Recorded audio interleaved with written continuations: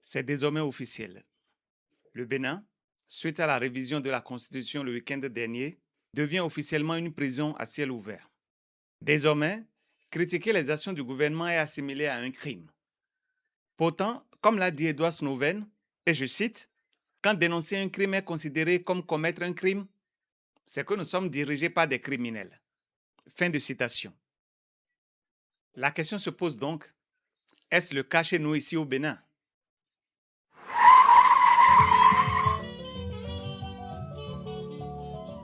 Bonjour à toutes et à tous et bienvenue sur votre chaîne Free 229 TV.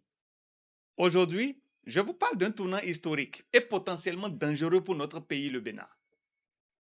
Une nouvelle révision constitutionnelle vient d'être votée à l'Assemblée nationale. Un test qui touche à tout. La durée du mandat présidentiel, la création d'un Sénat, l'équilibre des pouvoirs et même la nature de notre démocratie. Dans ma vidéo d'aujourd'hui, je vais vous expliquer ce qui a réellement été voté, ce que ça signifie, ce que ça cache et surtout les conséquences que cela aura sur les années à venir. Mais faisons un petit rappel. Depuis 1990, notre constitution était considérée comme l'une des plus solides d'Afrique. Elle avait résisté à toutes les tentatives de révision parce que le peuple béninois est jaloux de sa démocratie, méfiant des plans cachés derrière les réformes, conscient que derrière chaque modification peut se cacher un projet d'allongement de mandat, de verrouillage politique ou de contrôle des institutions. Et surtout, le peuple béninois ne voulait pas revivre le cauchemar des années sombres avant la conférence nationale. Mais ce qui avait toujours été refusé vient finalement d'être fait aujourd'hui. En 2019 déjà, avec une Assemblée nationale monocolore composée en grande partie de députés nommés et alignés, Patrice Talon avait réussi une première modification constitutionnelle en pleine nuit, pendant que le peuple dormait. Et cette fois encore, c'est dans la nuit. N'ayant pas réussi à débaucher assez de députés de l'opposition, Patrice Talon a pourtant pu compter sur certains élus qui avaient quitté le Parti Les Démocrates sous prétexte de régionalisme attribué à Boni Yayi. Mais comme par hasard, ces mêmes députés ont non seulement rejoint le camp présidentiel, mais ont voté pour la révision. N'est-ce pas là la preuve que nous avions raison depuis le début? Pour des gens comme nous qui voyaient une main invisible derrière le comportement des députés Sodinou et tous les autres qui ont démissionné sous le fallacieux prétexte de régionalisme, n'est-ce pas là la preuve qu'on avait raison? Dans la nuit du samedi dernier, l'Assemblée nationale a voté 90 voix pour et 19 voix contre, selon les chiffres officiels. Ce qui reste de l'opposition a dénoncé une procédure précipitée, un vote irrégulier, une coupure de courant qui a plongé la salle dans le noir, une urne laissée sans surveillance, une confusion totale. Parmi les 22 députés de l'opposition qui formaient théoriquement la minorité de blocage, seuls 19 ont été comptabilisés contre le test. Des accusations graves, mais essentielles pour comprendre le climat de suspicion généralisée. Mais une seule chose est certaine, la révision est passée. Et c'est un tournant majeur dans l'histoire politique du Bénin. Désormais, dans mon pays, le Bénin, le mandat présidentiel passe de 5 à 7 ans, toujours à 2 mandats en théorie. Mais en réalité, cela change tout. Moins d'élections, moins de contrôle citoyen, moins de contestation possible. 2 mandats de 5 ans, c'est 10 ans. Mais 2 mandats de 7 ans, c'est 14 ans. On s'approche de 3 mandats déguisés. Et à quelques mois de la présidentielle de 2026, ce changement arrive à point nommé. L'autre chose, c'est la création du Sénat. C'est probablement le point le plus stratégique. Un Sénat, deuxième chambre du Parlement, va être créé. Il aura un droit de deuxième lecture, un rôle de régulation politique, une influence directe sur les décisions nationales. Mis à part le nom Sénat qui est déjà à une usurpation, la composition est le vrai problème. Ancien président de la République, ancien président d'institution, ancien haut gradé militaire et des membres nommés. D'après les premières informations, 25 à 30 personnes, dont plusieurs choisies directement par le président ou des institutions sous son contrôle. La conclusion est toute simple. Patrice Talon quitte la présidence, mais pas le pouvoir. Exactement comme au Togo avec Faure Gnassingbé et son poste de président du Conseil des ministres. Comme le disait Candide Azanaï, il y a parti et ne pas parti. Désormais, toutes les lois votées au Parlement devront passer par le Sénat, sauf les lois de finances. Un Parlement qui s'annonce encore monocolore. Cela signifie tout simplement que la future majorité présidentielle aura toujours une instance de contrôle dominée par les fidèles du régime. Les pouvoirs exécutifs et législatifs sont désormais clochardisés. Les députés et les élus locaux passent aussi à 7 ans, avec des mandats renouvelables à l'infini. Donc, un camp qui contrôle déjà le terrain le contrôle encore plus longtemps, pour ne pas dire à vie. Et avec une opposition exclue des présidentielles, exclue des communales et probablement qui sera exclue des législatives, notre pays, le Bénin, retourne vers un système de parti unique, le même système que le peuple avait rejeté avant 1990. Et les arguments sont toujours les mêmes. C'est pour le développement. Depuis 2019, nous avons eu une opposition fragmentée, des leaders emprisonnés ou interdits, des obstacles administratifs, des lois électorales ultra restrictives. Seuls les partis du président Talon iront aux prochaines élections. Le terrain politique est verrouillé. Nous savons déjà qu'à l'État, c'est-à-dire si rien ne change, Romuald Wardani, le ministre des Finances, sera le prochain président nommé à la tête de notre pays. Celui-là même qui disait il y a quelques années que critiquer le gouvernement reviendra à payer des forfaits Internet plus chers. Il est déjà pratiquement présenté comme le prochain président pour 2026, puisqu'il n'y a pas d'adversaire en face. Son patron lui a balisé le chemin. On a écarté la concurrence.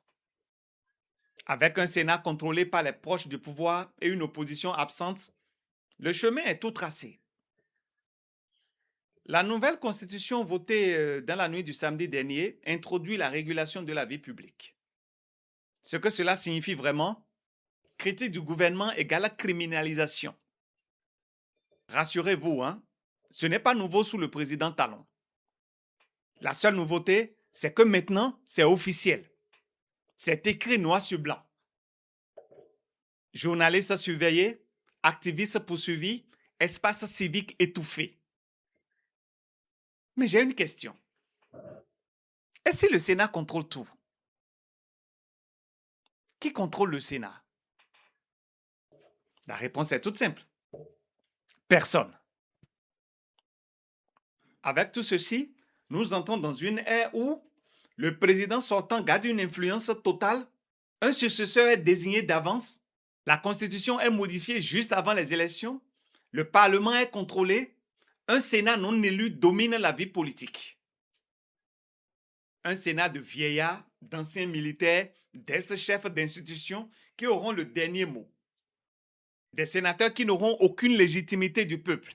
Des sénateurs cooptés, pas élus, mais supérieurs aux députés élus par le peuple. Des non-ingénieurs qui seront entre deux avions pour leur check-up en Europe auront la clé de mon pays, le Bénin, en main. C'est un système comparable au Cameroun de Paul Biya, où la jeunesse n'a qu'à attendre que les anciens disparaissent pour espérer exister. Et beaucoup feignent la surprise. Soit nous sommes tous hypocrites dans la République, soit nous faisons un semblant d'hypocrisie nationale. Quand certains disaient, je cite, « Il ne faut pas se compromettre, il faut résister ». À l'époque, vous répondiez, je cite, « Nous sommes légalistes. Nous voulons respecter la loi ». Dites-moi un peu, où vous a conduit votre légalité?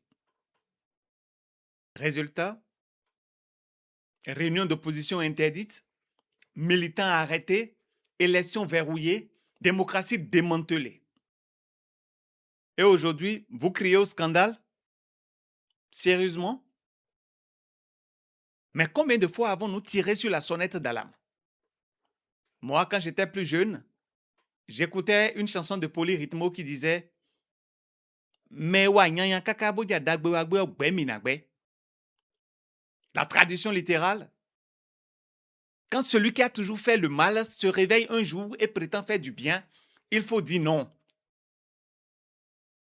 Parce que derrière ce bien qu'il prétend vouloir faire, peut se cacher un plan machiavélique. Et j'avoue que depuis que j'écoutais ce son-là, ma façon de voir les gens qui m'entourent a changé. En juin dernier, dans une vidéo réalisée euh, après les fallacieux adieux du président aux conseillers locaux ou aux conseillers communaux, je disais, qui veut vraiment partir ferme la porte derrière. Beaucoup m'ont traité de fou. Aujourd'hui, voyez vous-même. Je sais que nos travers du passé ne nous caractérisent plus, que ce passé est vraiment derrière nous. Je sais que nos railleries actuelles sont faites pour nous exalter dans la bonne conduite de notre mission. Mesdames et messieurs, je crois que je n'aurai plus l'occasion d'avoir une telle rencontre avant de passer la main. Chers amis, dites-moi, si cet homme est vraiment pressé de partir, si notre président est vraiment pressé de passer la main, pourquoi les règles électorales sont devenues plus dures? Pourquoi le code électoral contient des conditions irréalisables? Pourquoi des citoyens sont encore emprisonnés simplement pour avoir parlé de révolution électorale en 2026? Je vous disais que le tour du magicien réussit parce qu'il attire votre regard à gauche pendant que tout se passe à droite. Ce que l'on appelle en stratégie la diversion. Notre problème à nous, ce n'est pas qu'on ne comprend pas, c'est qu'on sent trop. On se laisse facilement aller à nos sentiments. Et dans ce pays, le Bénin, pendant que nous pleurons ou acclamons, d'autres manœuvrent. Êtes-vous devenus peut-être des masos? Comment peut-on encore croire à un homme qui vous trompe, vous manipule, vous méprise depuis des années? Dites-moi, on va se regarder dans les yeux et se dire la vérité. Quelle élection, quelle réforme, quelle compétition Patrice Talon a déjà organisée sans tricher, sans verrouiller, sans truquer les règles à son avantage? Répondez-moi. Moi, j'ai déjà ma réponse. Aucune. Et mis à part sa menace de devenir prophétie, vous allez en souffrir, mais vous ne pourrez rien faire. Quelle promesse ce monsieur a-t-il tenue depuis qu'il est là? Mis à part celle-là, il vous a vendu le parrainage comme un gadget démocratique juste pour vous anesthésier pendant qu'il préparait son coup. Quand il a annoncé son plan de parrainage, son projet de parrainage, quand vous aviez réagi, qu'est-ce qu'il vous avait dit? Il avait promis qu'il vous donnerait des parrainages pour aller aux élections de 2019. Résultat, mensonge. Juste ces deux partis siamois sont allés aux élections.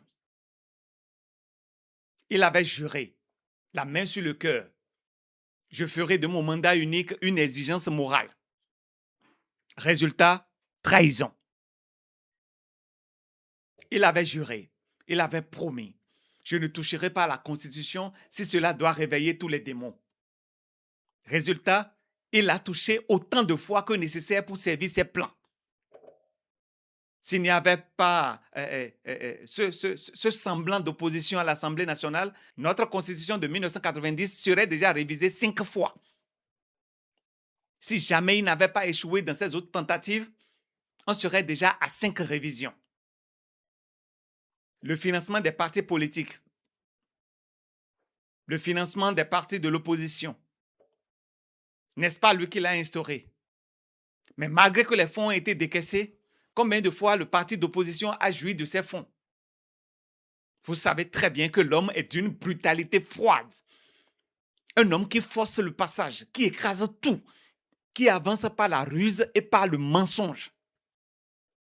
Chez lui, la morale n'existe pas. Il me rappelle un homme.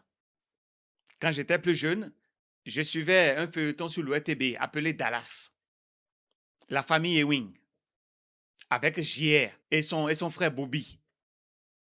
Un jour, l'enfant de Bobby jouait dans la piscine avec l'enfant de JR, les deux cousins. Après, les deux parents ont vu les enfants se battre. Ils se sont rapprochés pour les séparer. L'enfant de Bobby, le petit frère, criait « Papa, il a triché ». Et le papa lui disait « C'est bon, ça va ». Mais JR disait à son fils « Bravo mon garçon, tu as gagné ». Et le fils qui regardait timidement son père qui lui disait, tête baissée, « Mais papa, j'ai triché ». Et à JR de dire à son fils, « Écoute, ce n'est pas important. L'essentiel, c'est de gagner. Seul le résultat compte. Seule la fin justifie les moyens chez M. Patrice Talon. L'essentiel pour lui, c'est de gagner, peu importe comment il y arrive. » Alors, lorsque vous avez côtoyé un homme comme ça, lorsque vous avez connu un homme comme ça, et que vous avez décidé, sous le couvert d'une pathétique légalité, vous plier à ces règles, pourquoi venir pleurnicher aujourd'hui sur le lait renversé? Pourquoi est-ce que vous vous étonnez que l'électricité soit coupée ce soir-là, dans la salle de l'Assemblée nationale, en plein vote? Pourquoi êtes-vous surpris? Puisqu'il fera tout. L'essentiel pour lui, c'est que sa révision passe. On vous a dépouillé, on vous a humilié, on vous a mis à nu. Monsieur Patrice Talon vous a écarté de tout. Et c'est vous-même, par votre silence, vos compromissions, par vos applaudissements forcés, qui avez empêché le peuple de se lever contre la tyrannie parce que vous inspiriez de l'espoir pour certains. Alors aujourd'hui, vous venez jouer les victimes? Vous attendez qu'on vous félicite pour avoir résisté jusqu'au bout selon vos propos? Je suis désolé de vous apprendre que même vos petites conférences de presse, celles au cours desquelles vous vous prononcez, vous essayez de dénoncer ce que vous subissez, vont disparaître. Parce que la mascarade votée le samedi dernier comme nouvelle constitution interdit toute critique pendant 6 années, 6 longues années. Donc il n'y aura plus de débat politique. L'abrutissement va continuer. Ils vont tuer l'intelligentsia. Donc désormais, sur les réseaux sociaux, les Béninois se contenteront juste des danses, des comédies, des bérets. Les gens viendront nous montrer leurs fesses. Parce que désormais, ce sera l'opium qu'il faut pour endormir le peuple béninois. Ça arrange les dirigeants comme Patrice Talon que le peuple ne réfléchisse pas. C'est ça votre nouvelle démocratie?